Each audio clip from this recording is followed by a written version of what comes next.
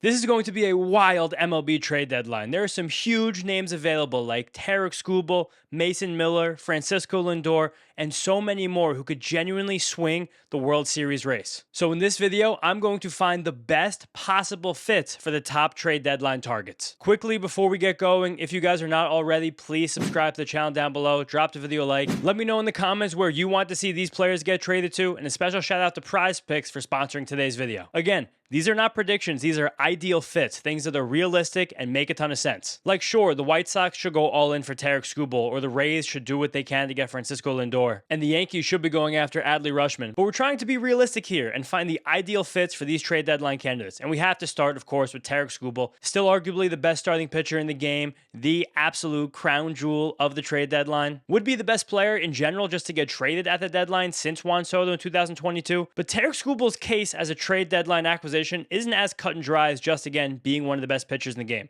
First of all, because the Tigers are hanging around the AL wildcard race. The American League is a mess. The Tigers have something like a 25-30% chance to reach the playoffs at the time of recording, and probably should take this to the last second with Skubal on their roster, just because with him on the team, they've had playoff success over the last few years. Anything can happen. But if they don't rip off a winning streak right now, they probably should just cash in and trade him. Skubal also himself is a very odd trade deadline asset. Of course, he's one of the best pitchers in baseball. You cannot take that away from him. But the heightened injury risk from his bone chips earlier in the season and the weird surgery after that, plus the huge amount of money he's due the rest of the season, very different from many other trade deadline targets, could definitely hurt the Tigers' leverage in any negotiation. And just a quick recap of those two risk factors, Skubal won a record $32 million arbitration case against the Tigers in this offseason. Amazing for him, amazing for the players in general going forward in this game.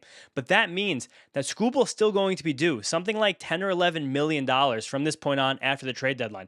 That's a ton of cash for many organizations in the league to pony up for a short-term rental. His elbow injury also will turn some teams away. Again, Skubal missed time earlier in this year with bone chips in his left elbow, but he made history getting a totally new, different kind of procedure, the nano needle, now called the Skubal scope, where he only missed 5 weeks with an injury that often takes 2, 3, even 4 months for pitchers to come back. Like Edwin Diaz, same injury, different surgery in April. Now he's just on a rehab assignment. Hunter Green, same injury, different surgery back in March, just came back in early July. Skubal was back throwing only 10 days after his surgery and back on a big league mound only like 5 weeks later. And he's had no effects after the surgery. His stuff still looks amazing. His velocity looks amazing. Statistically, he's still one of the best pitchers in baseball. It does feel weird. I'm willing to believe in it though. But some teams are going to view him as more of a risk than if that injury had just never happened. Plus the huge price tag. Again, more teams are going to be turned away from Skubal than I think it seems right now. There's also lots of reports floating out there that the Tigers' main ask back for Tarek Skubal is a young, controllable starting pitcher. Not every contending team just has a young, controllable starting pitcher to give away right now. So let's right now think about who has that to trade and who's actually willing to take on this risk in acquiring Skubal. Of course, the Dodgers, they have tons of young, controllable pitchers. They don't care about money. The Pirates have controllable pitchers. They're going to be scared of money, but just thinking about pairing Skubal and Skeens for a playoff rotation sends a shiver down my spine. The Braves are probably willing to take on some money, and they have a lot of young arms. The Phillies have Andrew Painter, and they're willing to take on money, but Painter's shine has really dulled this year.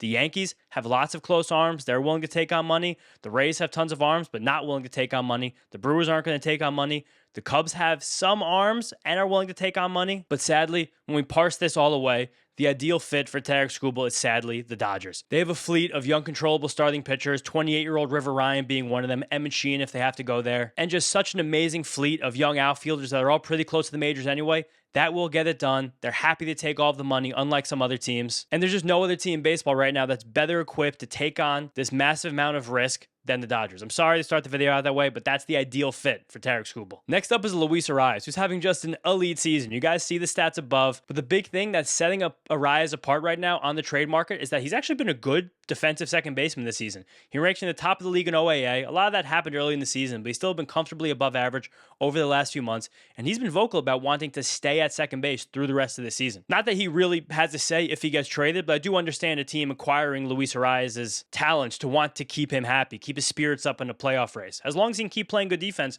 no reason he shouldn't stay at second base. He's due about $4.5 million rest of season. He's a pure rental, signing a 1-year deal.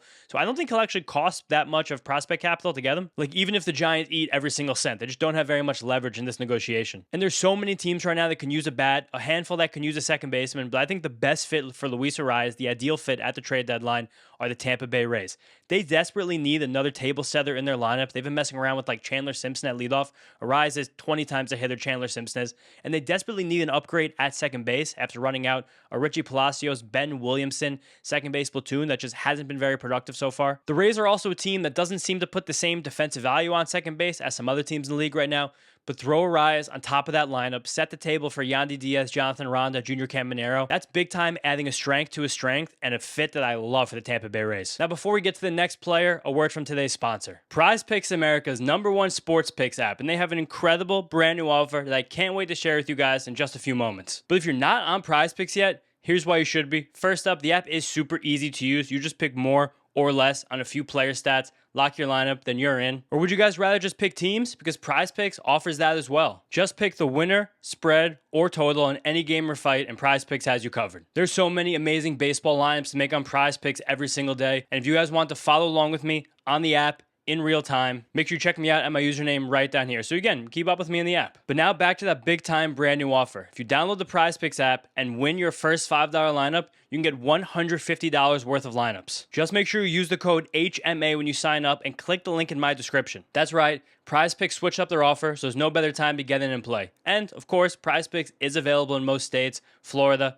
Texas, California, New York. So click the link in my description, download the app, sign up with the promo code HMA, win that first $5 lineup, time to lock in, and boom, $150 worth of lineups. So again, check it out, use the promo code HMA, and please guys, only play if you know you can do so responsibly. Big one coming up next, Mason Miller on the Padres. There's such a will they, won't they right now with Mason Miller, where it feels like half of the beat reporters are like, there's no way he gets traded. The other half are being like, yeah, we think he gets traded. I think the big thing here is that get an offer they deem is worth Mason Miller, they're going to pull the trigger on it. They have so many holes in their organization. They've doubled down way too much. They're nowhere close to being a World Series contending team, and they can recoup a lot of the depth that their system and just Major League team no longer has by trading Mason Miller. And he is the best reliever in baseball. It's not even close. He still has 3 more additional years of team control after this one. And with those next 3 years being in the arbitration system, relief pitchers famously kind of get shafted in arbitration. It's a real flaw of the system. Again, that might change with the new CBA, but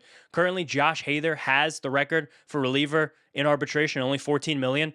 By the end of Miller's arbitration years, will probably stretch higher than that. But I don't think there's going to be a Leo DeVries type prospect that comes back to the Padres. That was a once-in-a-lifetime trade the A's got to make. Shout out to AJ Preller for that one. That's mostly because he's a top 5 prospect in the game. And per Ken Rosenthal earlier this week, if the Padres were to pull the trigger, they seem to want quantity over quality. Multiple top 100 prospects back, which means a few guys who are in the 50 future value. Guys who project to be Major League starters one day, and probably some other fringy guys who are on the Major League rosters right now. Reading between the lines, this to me feels very similar about what Preller got from the Yankees in the Juan Soto trade a few years ago. Adding depth to a team like in that trade with a bunch of starting pitchers who are Major League ready or near Major League ready, and then getting guys that can contribute to the Major League roster within a year or two with some high variance talent on top and some lower end prospects that you could keep and develop or trade out if you want to. Preller, of course, usually trades out because that's what he wants to do. So basically all the contenders have something to make this kind of move. The Pirates have a guy like Edward Florentino. I don't know if they want to sell a Bubba Chandler right now. They also have a good, exciting farm system of guys in the upper minors. The Yankees have great farm depth.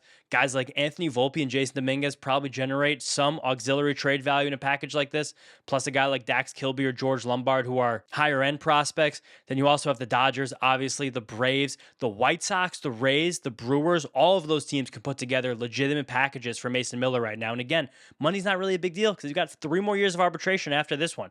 It's just really about who wants to do something crazy? Who wants to push their chips in for the best reliever in baseball? And maybe because this is leaked out as well, if someone wants to just take on the whole Xander Bogaerts contract and not give any prospects back. But I really don't think any contending team is going to do that. Maybe the Yankees. Would the Yankees do that? I don't know. Probably not. But we're looking for an ideal fit for a team that's willing to trade prospect capital, who has probably a shorter contention window right now and is really worried about adding payroll.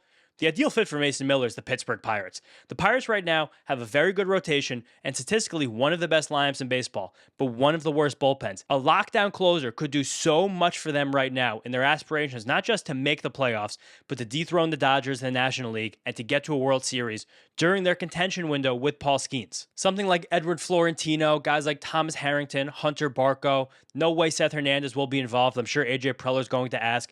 I wonder if Bubba Chandler is a trump card in something like this. Bottom line, Mason Miller is a weapon. He's the best relief pitcher in the game. and he's controllable exactly during the Paul Skeens window, which is what the Pirates should be shooting for. Next up, we have Kevin Gausman. The Blue Jays are fading fast, and they're appearing like they're going to be sellers. I think at this point, they'd be foolish not to, and that's a smart front office, so I think they're going to understand the market and do what they have to do to get themselves ready for next season. For Gausman, this is the end of his big contract. He is a free agent at the end of the season, and he's been really, really bad lately, but we still know he's a reliable arm. And again, he's been bad lately. Since June 1st, 6.5 ERA, his walk rate's up, his home run rate's up, and this kind of thing happens to Gausman from time to time. As a two-pitch pitcher whose fastball command can waver, right now he's losing that fastball command. It's getting crushed. Then he's not getting ahead of hitters, so he can't lean on that splitter. Then the fastball comes in the zone again. It gets crushed, but he'll find it again. He's a sturdy veteran, was a great playoff performer last year, and someone that should be considered reliable as we go through the final stretch of the season. But then we have to ask ourselves, who would make this move? Who needs a starting pitcher? Well, basically every single team needs a starting pitcher. Gausman's market may be a little bit more suppressed just because he's a little bit expensive, due about $8 million prorated for the rest of the season. But the Blue Jays are a team with very deep pockets who would be willing to pay some of that money down for the right prospect package. And I think the ideal fit for Kevin Gausman, even though this team is on his 8-team no-trade list, are the Milwaukee Brewers. I think if push came to shove and the Blue Jays came to Gausman, it seems like they have a good relationship and said, hey, this is the best package we're getting. I know they're on your no-trade list, but you're going to be thrown right in the middle of a World Series race. I think he would waive that and help with the deal. The Blue Jays could also throw a little money on this deal because I think that could help the Brewers here in a sense, give them the best prospects, and the Brewers have the best and the deepest farm system right now. You're not getting anyone from their top tier, but I wonder if risers from this year like Andrew Fisher, Josh Adamszewski, guys like that would become available for, again, an absolute stud in Kevin Gausman. Maybe someone like Tyson Harden as well. I think Braylon Payne's probably gotten a little too expensive right now. Maybe the Blue Jays want more Major League ready guys. Like, I don't know if they want Robert Gasser, even though he's in the Brewers rotation right now, but bottom line, the Brewers have been aggressive at deadlines in the past. They should be highly aggressive at this deadline. They need a volume pitcher to help insulate their young staff right now and get everyone to the playoffs well rested and healthy. Gausman's perfect for that. That's the ideal fit. Next, we have Freddie Peralta, another sturdy, reliable starting pitcher who's really struggling right now in one of the worst stretches he's ever had. 5.01 ERA as of recording this video, one of the worst marks in the entire league. And it's funny, he had 3.6 after a start on June 3rd, and it's almost an 8 ERA since then. He's just been completely all over the place.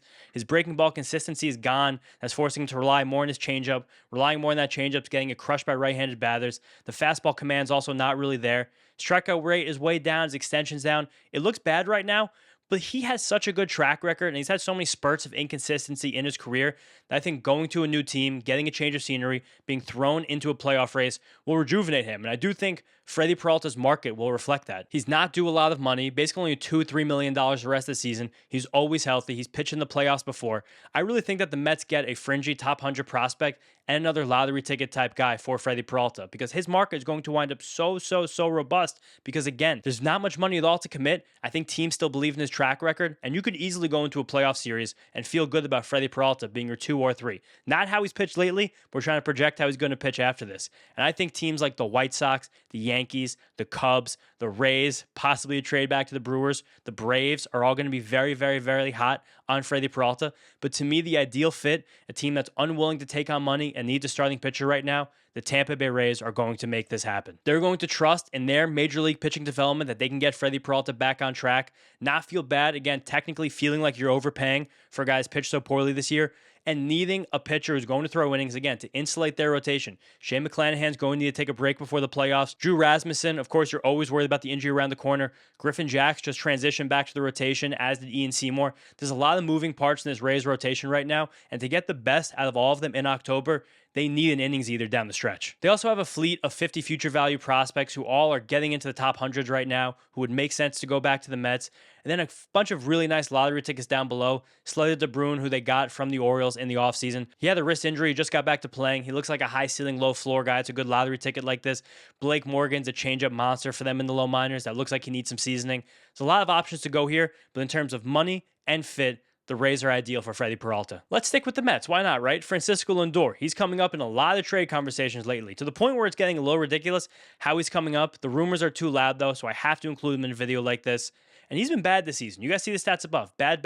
But that's coming after elbow surgery in the offseason, a broken hamate bone right at the start of spring training, then a pulled calf muscle in late April. He just really hasn't gotten it together this year. And I think the big concern about Francisco Lindor over the next few seasons won't be the bat, where he's struggling right now, but it's defensively, where mental errors have just completely destroyed his season. And it's really easy things, forgetting how many outs there are, letting a ball boot off the heel of his glove. Things that Francisco Lindor has never ever had happened to him before. And it's probably gotten to the point where we can't expect elite shortstop defense from Francisco Lindor. That makes sense. Father Time is undefeated, but I actually really do expect a massive bounce back at the plate from Lindor, both this year and next year. Everything under the hood says that he's at least as good as last season, if not better, when he was 30% better than league average with the bat. But really, this is all about the contract. Lindor is still due $32.5 million for the next 5 years, running through his age 37 season. That's a massive financial commitment for a lot of teams, for basically every single team in the league. And he has a full no trade clause, so we can veto any trade he wants. Like I said at the top, the best ideal fit for Francisco Lindor, theoretically, in like fairy tale world, is the Tampa Bay Rays. They've had no shortstop production for a very, very long time now. I'm going to pick an arbitrary date.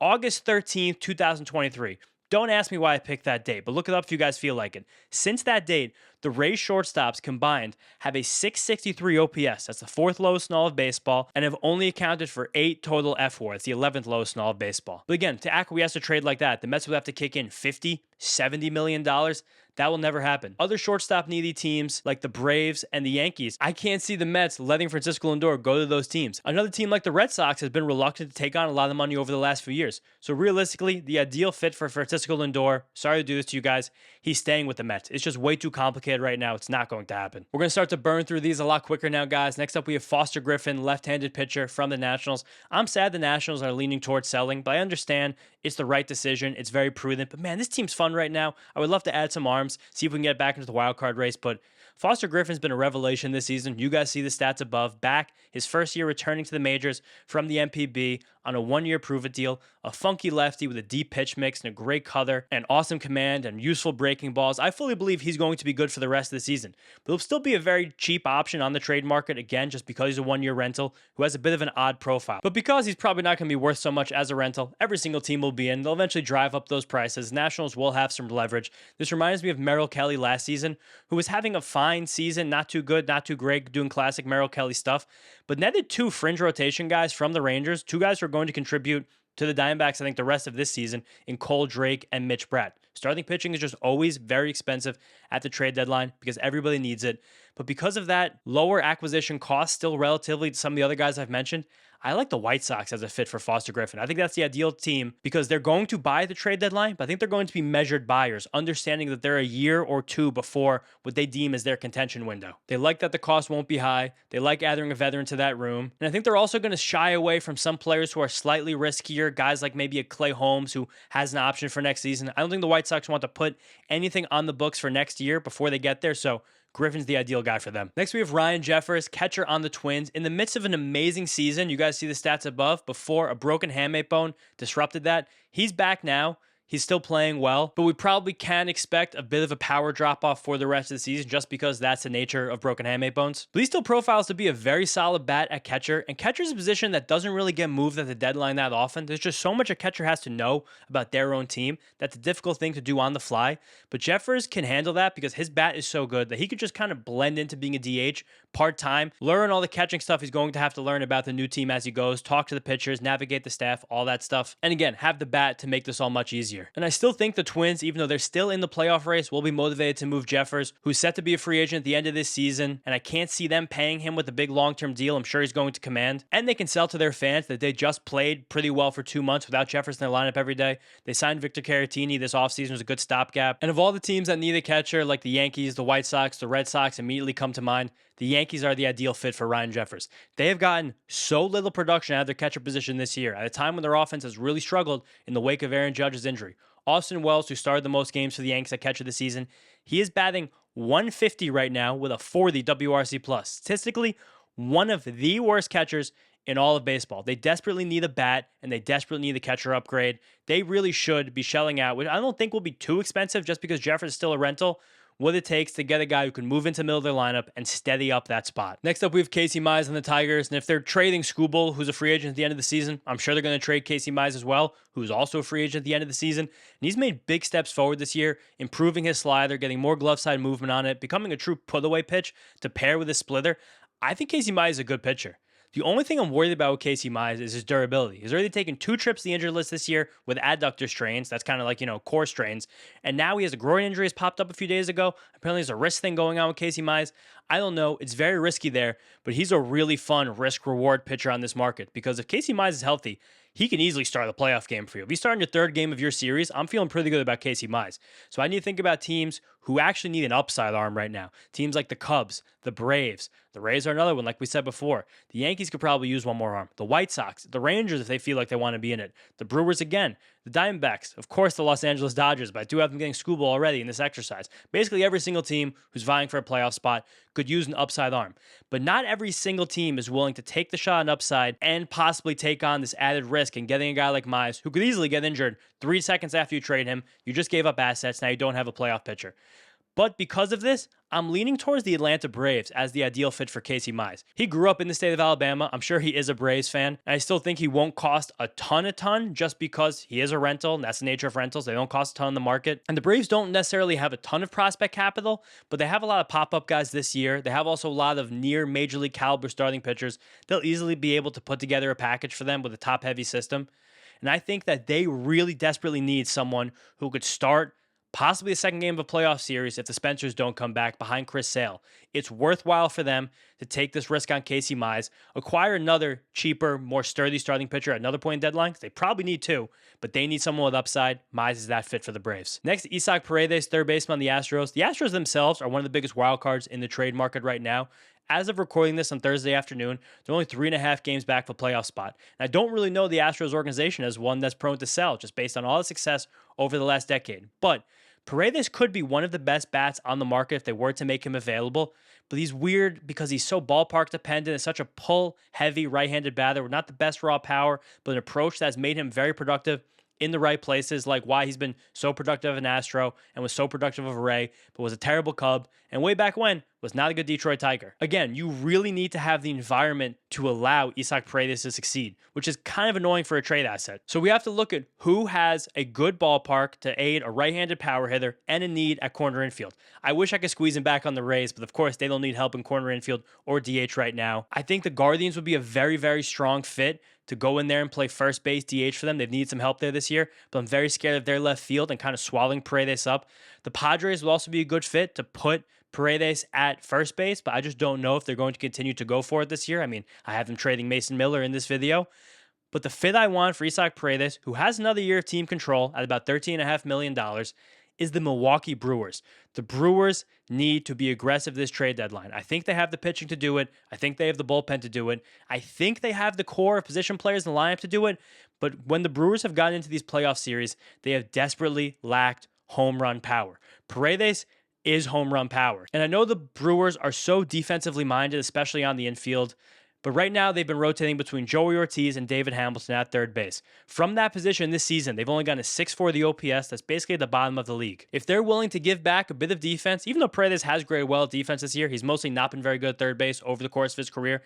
He could be a massive, massive boost to that lineup. And again, the power I think they desperately need to get them to that next level. Next, we have Taylor Ward from the Orioles, another very sturdy, reliable right-handed bat on the market. Despite his power disappearing this season, I don't think a power snaps all the way back to near 40 home run power from last year. The bat speed's down. He's not lifting the ball as much. And the Orioles are hot lately. I think it really would benefit them to try and stay in this American League playoff race. But as a rental in Taylor Ward, again, it would be foolish not to try and cash in when the right-handed hitter market is not that robust this deadline at all. And so many teams could use, again, a right-handed bat who knows how to get on base, has a good plate approach, and we still believe some of the power will come back. So who needs a corner outfielder and who needs a right-handed bat?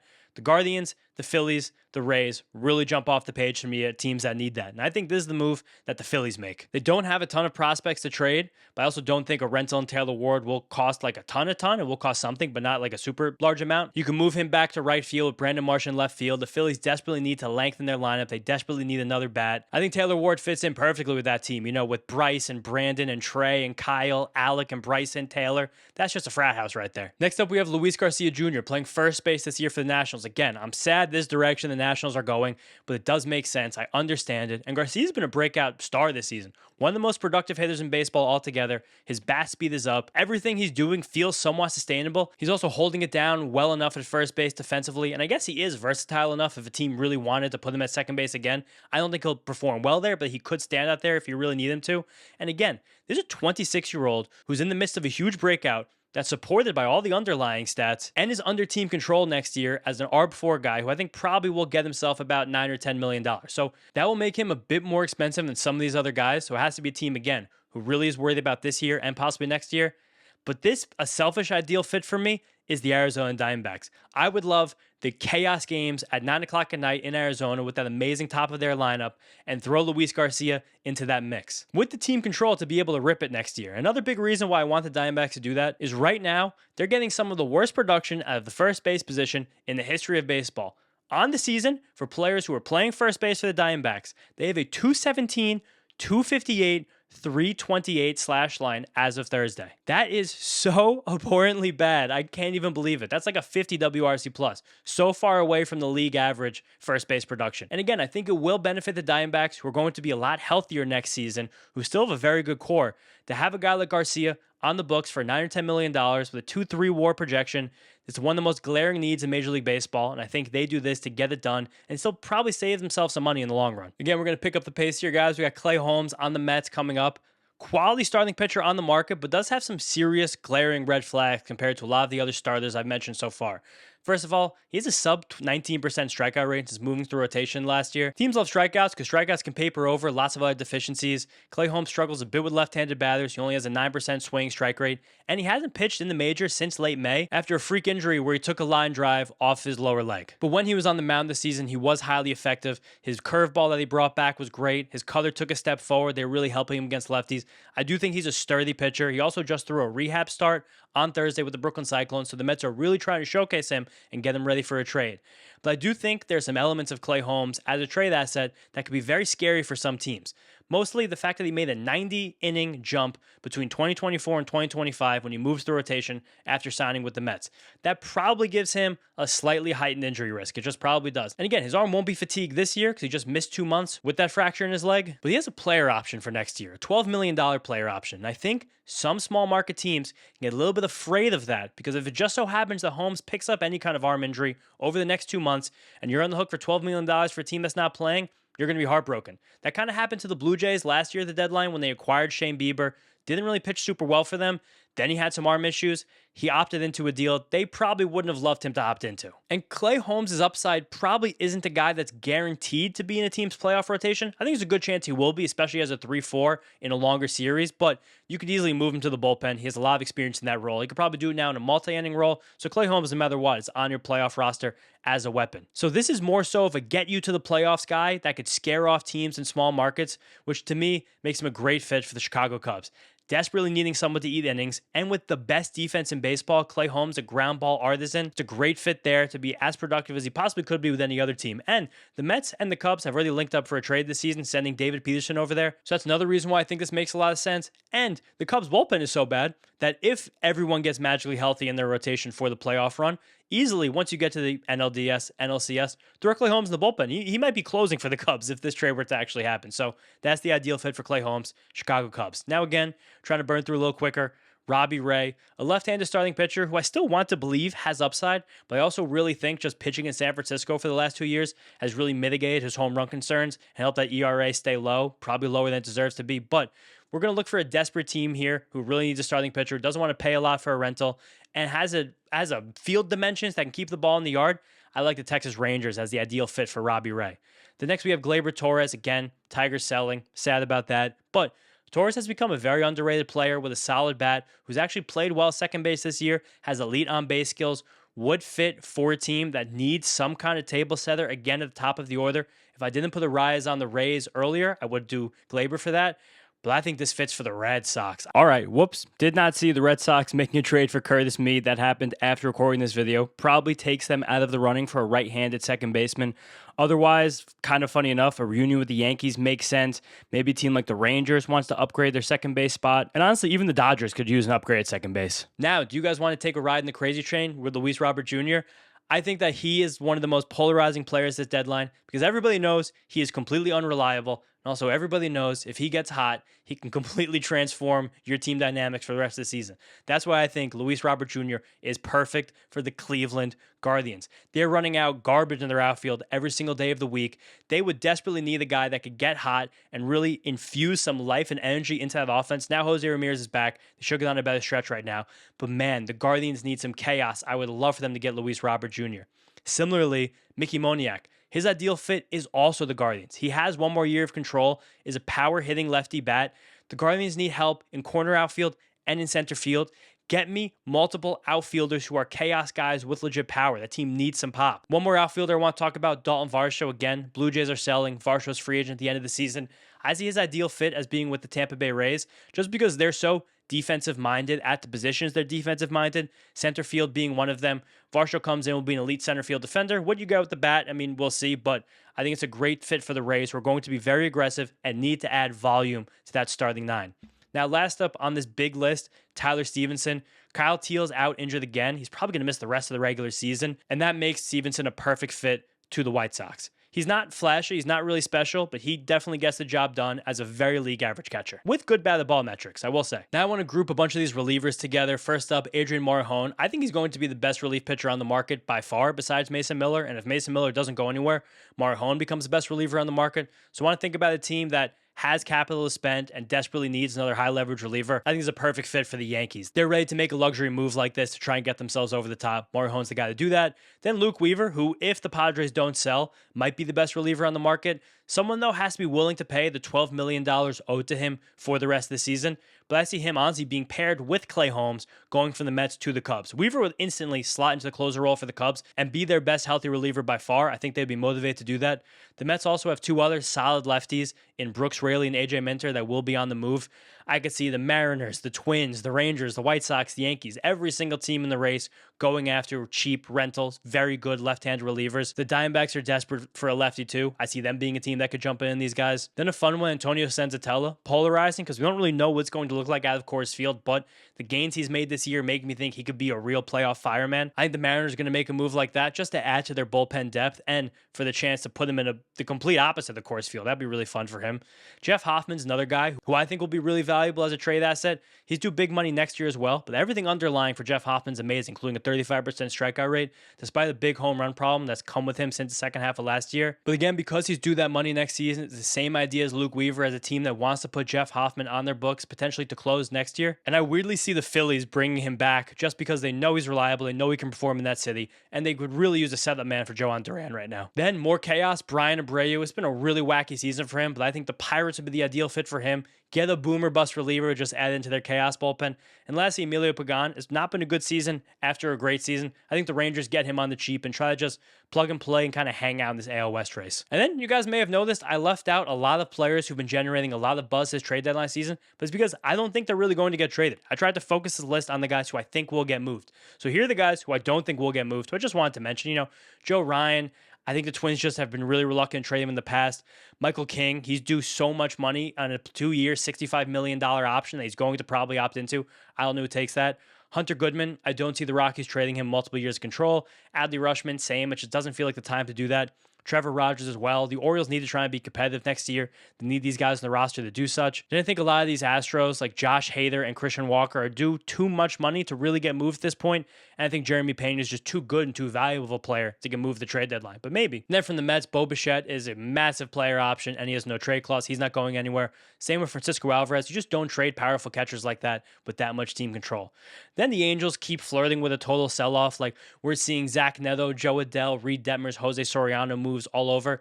I just don't see them doing that. All of these guys have multiple years of team control. That's not the Angels' way that we've known over the last few years. Even though I want to dream on a lot of those guys. I think Jack Flaherty would be on the move, but now he has an elbow flexor injury, so I think that keeps him grounded. Luis Castillo and Emerson Hancock have come up in lots of rumors lately for the Mariners. They tried to maybe deal from their pitching strength, call up some of the young studs, and get a bat, but I don't see them being able to pull that off the way they think they will. Seth Lugo, Michael Wacha due too much money from the Royals. Matt Chapman due too much money and hasn't played well enough this year to get moved now from the Giants, but I think he could be an offseason deadline candidate.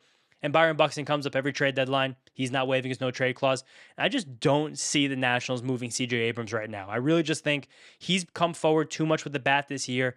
If they don't think he's going to be a shortstop, maybe next year he becomes their starting second baseman. Maybe they trade him in the offseason, but it just doesn't feel like they're going to get the haul for CJ Abrams right now at the deadline when he's been this bad defensively at shortstop that they would need to move on from him. But that was the ideal trade deadline destinations for the top players available. Thank you guys all so much. Going to do more trade deadline content this week. Keep an eye on my Twitter account. If you guys aren't, make sure you're following me there. Links in the description. I'm going to ask you guys for your trade deadline hot takes, react to them for a video on Wednesday. But thank you guys all so much. See you next time.